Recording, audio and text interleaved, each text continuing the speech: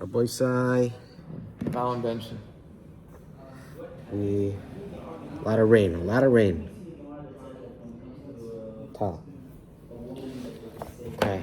Last night's share was not recorded. Chavrusa Daf. We were learning on the phone. Yeah. So should we do? Might have to go back a little bit for the people that are helping cup. Yes. We started the Mishnah, Yeah.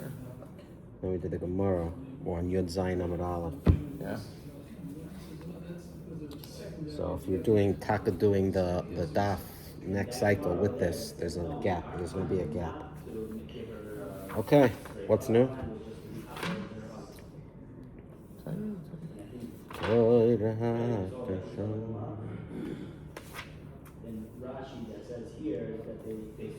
Okay, so we're talking about in the Mishnah that someone who eats bikurim before the owner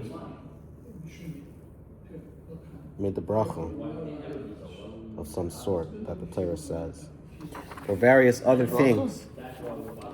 The bikurim, the Kriyas Shem? Kriyas Shem. Oh.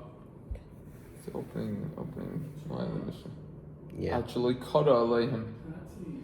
So there are various reasons as to why someone will get Makkos. Yeah, what's the Kriyas Shem exactly? Vayavo. You have to read the Parsha of Arami Rabbi. In Kisete? Where is it? No, it's back earlier, no? It's in Dvarim, Chavav Gimel. Chavav Gimel. Dvarim, Mishnah Torah. We are going to be going through a very long brisa of Rabbi from Reb Shimon. You think they do this Gemara in yeshivas? Yeah, I don't need to think, I know. You know? Yeah. It's not standard, meaning they're gonna do more at the beginning, but then they'll skip the past 3 blocks that we just did. That's the most popular area to skip, and they resume from here. Okay. This is also skipped a little, but they do parts of it. They could do this Mishnah and a little bite in the Gemara, and then they could skip also. So I did this with some people. So Reb Shimon said that someone gets Makkos for eating the bikurim before saying the Kriyas Hashem. Yeah. So my Rabbi Shimon Zak the Gemara, or about 20 lines, 15 lines up, for those looking inside. The Tanya was taught in the Brisa. Utrumas yadecha ilu bikurim. The Torah says you may not eat in your outlying cities the meiser sheni of your grain, wine, oil, the firstborn of your cattle and flax, and all your vow offerings that you vow the whole asher tidor v'nizaisecha utrumas yadecha. So we see truma here. It's talking about bikurim. Reb Shimon Maize Lamdenu. What does it come to teach you? That bikurim has to be eaten in the walls of Yerushalayim.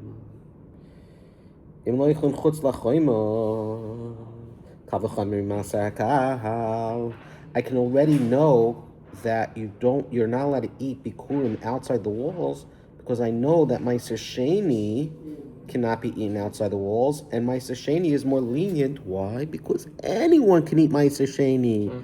We'll see later on. Rabbi Moshe Yosef gave me a little peek into what the reasoning is. But it's interesting that the Gemara doesn't say Meiser Sheni, it says just Meiser. It's not Meiser, it's Meiser Rishon. Okay. It doesn't say, it says might be Meiser Hakal. Yeah, okay. What's meant as Hakal? Okay, that's more light. But which is more lenient. Is Meiser okay. Yeah. How do you know it was Meiser Sheni? How do I know? Because that's the context of the Gemara, because that's the pshat. That's why maybe the Kal could answer that. What I say? Not a chama. Chutz lachoima loike. Someone who eats Meiser Sheni outside the walls, he gets Malkus. Bikurim like kol shekain. So therefore, the Torah says you can't eat the bikurim outside the walls. It must be teaching us something else. Sagt Reb Shimon, I imagine. The pasuk is coming to teach you that if you eat the bikurim before the owner says the Kriyas Hashem, you get the Makkos. What about ein mazir min adin? You can't give punishments from a kavachomer. How's the kavachomer work here? Whoa! Who said you can't get? I didn't see that in the Gemara. That's gonna be a klal and shas, of course. Oh. Ein mazir min adin. Is that one of the The Gemara is gonna answer the next time. Okay, bye. We're getting a lot of sneak peeks today. Baruch atah Adonai Eloheinu melech haolam shakol yeh b'dvaroi. Amen. Lefties do with the left. Some I learned mushrooms are shahako. Of course, because the reason is they get the nutrients from the air. Yeah, there's no nutrients in the. Mushrooms. Some people make shahako on potatoes. Well, if it's raw, you would. I don't know, but I heard like some chassidim make it on If it's raw. maybe even cooked. It was hard. It's from the ground. Saw mushrooms. No, but it gets the nutrients from the air. That doesn't apply with potatoes. We need to be ma'ayin into the potatoes. If you have something that it's the norm to eat it cooked and you eat it raw, so then it doesn't retain its bracha. And vice versa. If it's the norm to eat it raw and you're going to eat it cooked, then when it's cooked, it would be shakal. So the potato would be shakal if it's raw. Someone told me, Rabbi Avi Schwartz in Romu, his family told me, they don't put potatoes in their challah. They put turnips. They say it's not as fattening, and they're very easy. They said it's surprisingly delicious. Some people don't like the potatoes. I do like the potatoes. You like the potatoes? Not when they're hard. They gotta be soft. Do you put meat, beans, barley in the challah? I do basically the grill. I'm a griller. What does that mean? I don't cook. I don't bake. I'm saying not you, but your family. Your family has beans, barley, meat. Yeah, meat. Yeah. You get the kichel in there. I think. Yeah. Bones? You like the bones? No bones. The barley, the beans. I don't go for the beans. That's what I say. Barley, potatoes. What's the shot? We have a hot food on Shabbos. Simple explanation is. This is where there's a minute of challenge during the day. They explain when we learn Hilchos Kiddush, because halachically, the Suda during the day is supposed to be the most lavish, not Shalosh Days. One after Musaf. So the challenge is the favorite, because it's hot. Also, there's the Ramah says that if someone doesn't eat hot food on Shabbos, you need to worry he's a Seduki. Because the Sedukin hold, you can't have fire on Shabbos. Any sort of fire, you can't heat anything up. No crack pot? Right, so they hold nothing. So, but you think specifically during the day, that's why during the day. Yeah. During the day, why? That's why we have it during the day, because that Suda is supposed to be halachically the most lavish in terms of from. You think there are any tzedukis still around? No. Yeah, there is a the lions Zohar seems to say that the night Suda is actually supposed to be the best. So how could you reconcile both? That's why the Aruch HaShulchan uses that to say the night is just easier practically to have more hot food, because you put stuff in the oven, Shabbos mode, all of these things. It's just easier because during the day not as much, but whatever. The day is supposed to be the most. My brother Yitzi's learning Shar Gilgulim, like the Zohar Sefer on Gilgal. Okay. So I'm learning it. You mentioned the Zohar. Okay.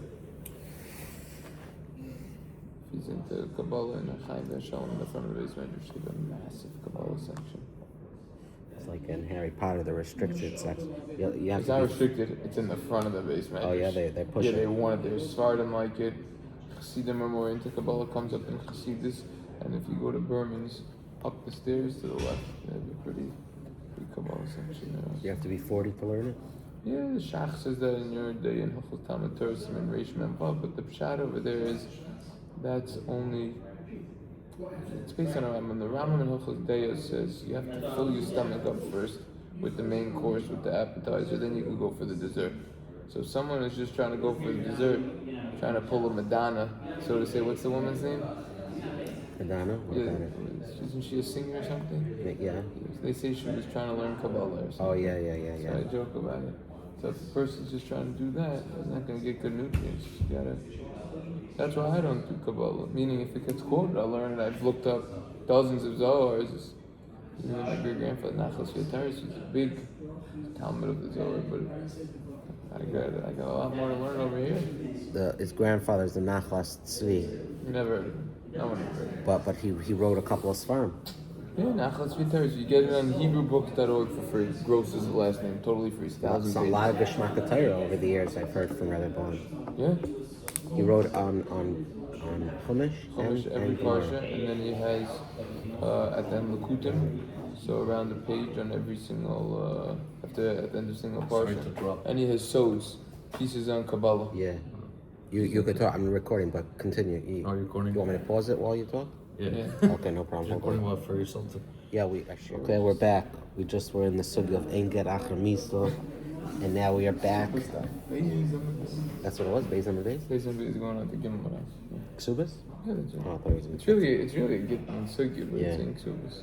So they call Ksubas shots cupping. It's got a little bit of shots. I thought it was because of the size. Why? Like that, it's like such a large masechta. It's larger. Masechtas are Larger, right? Yeah. What's the longest Baba Basra? Yeah. Basra 156. Pesachim is also long, no? Pesachim is on 120. What's Shabbos? It's up there. 100. It's up there. So to go back to here, 30 something. that's what Reb Shimon's learning out. So then the Brisa continues. It says, when the pasuk mentions that you're not allowed to eat your donations of the toida outside Yerushalayim, it's referring to the toida and the shlamim. Reb Shimon, why does it come to teach you that the toida that you're not allowed to eat the toida and the shlamim? Ma bozel elamdinu. What does it teach? Im loichlin chutz lachoima kavachomer mimayser. Right, same kavachomer. So what does it come to teach? It's coming to teach you that that you get Makkos. Someone gets Makkos if they eat the toida or the shlamim before the zrika. The fourth component of the shechting process is the throwing or putting of the blood. You have the halacha, the bringing it. Then you have the zrika, the sprinkling, and the Kabbalah, the receiving. Those are the four stages. It's the only stage that. Zrika's before the Kabbalah. Yes? Yeah, I think so. The only stage that you could do with someone who's not a Kohen is the Shechita. No, I think the Kabbalah is before the Zrika.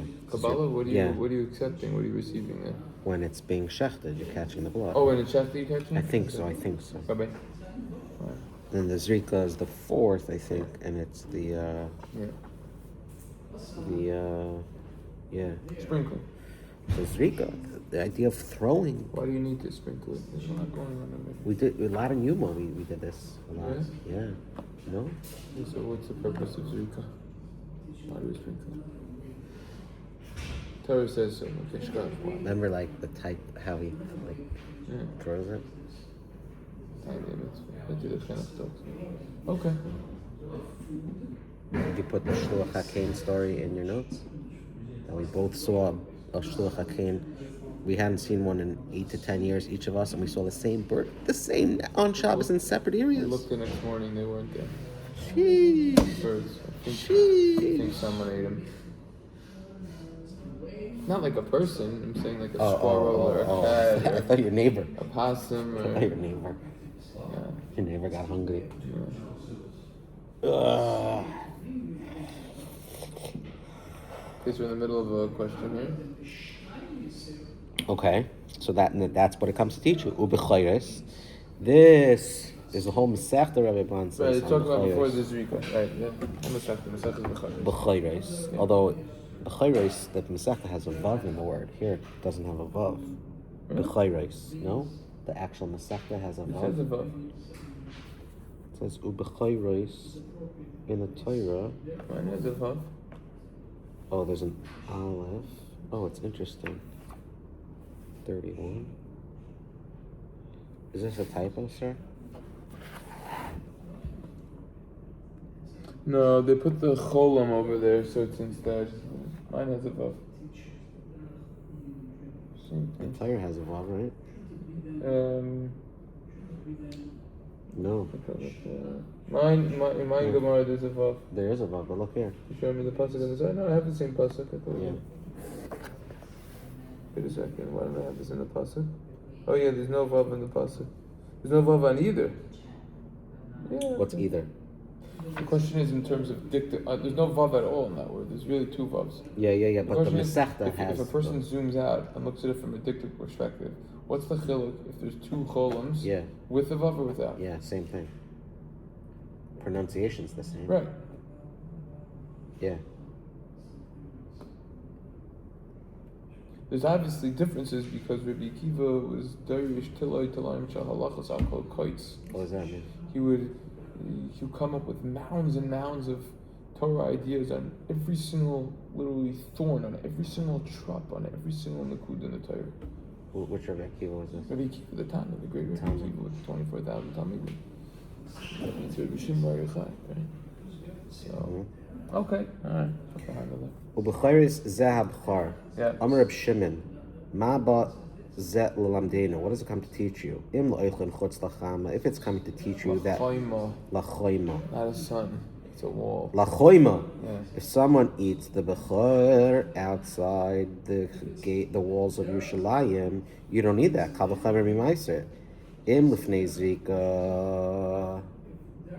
If it's going to teach you that someone who eats the bechor before the throwing of the dam and the blood, Sprinkling, it says throwing. Throwing, okay. Sorry. Kal v'chamer mi taidu shlamim. You know that from taidu ushlamim. You have a kal v'chamer. What's a kal v'chamer? The Gemara is going to explain what the leniency is over there, or why it's more. What is it? That the Bechor is more stringent than Meiser and Toda and Shlama because it's holy from the womb. Rather, the pasuk coming to teach you that the halacha for someone that is a non-kayan who eats the bechar even after the throwing of the blood, he gets malchus. You don't throw blood, you sprinkle. You know what I'm saying? Elsewhere, the Torah teaches only in the language of an asay that consumption of a bechar is restricted to kaihanim.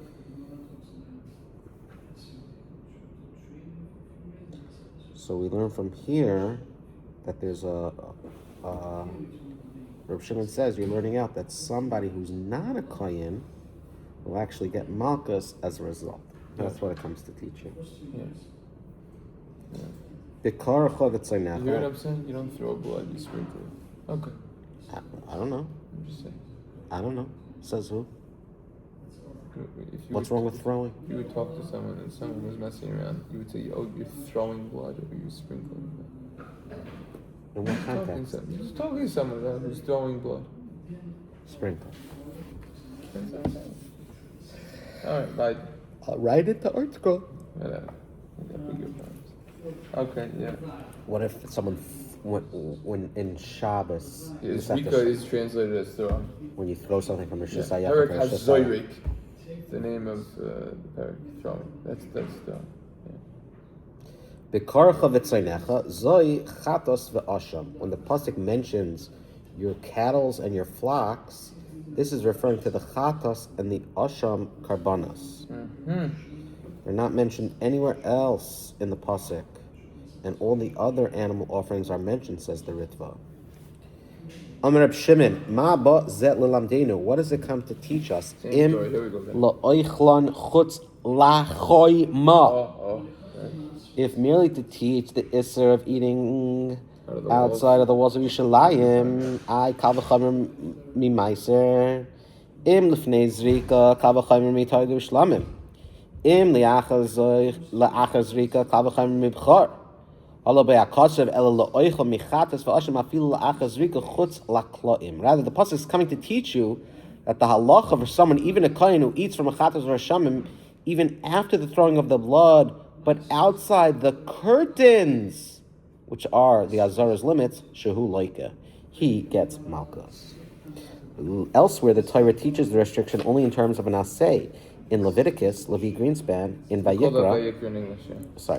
It states regarding a chatas, it shall be eaten in a holy place in the courtyard of the tent of meeting. Accordingly, even if a kohen would eat the meat of a chatas outside the courtyard, he would transgress an asay, but would not be liable to malchus. The out of context reference contained in Deuteronomy 12:17 serves to add the force of an isser and malchus to this transgression. Says transgression. That's my word. That's his word. It says over here, this is the apparent source of the Mishnah's ruling that one who eats kachim outside the courtyard limits incurs malchus. Let's go weiter. Nidarecha zoy oila. When the pasuk mentions your vow offerings, this is referring to the oila. He vows to bring an oila to atone for a misdemeanor. Reb Shimon, ma ba zelalamdenu. What does this come to teach? Driving ticket violation. All right, carry on. Yeah, I was thinking that.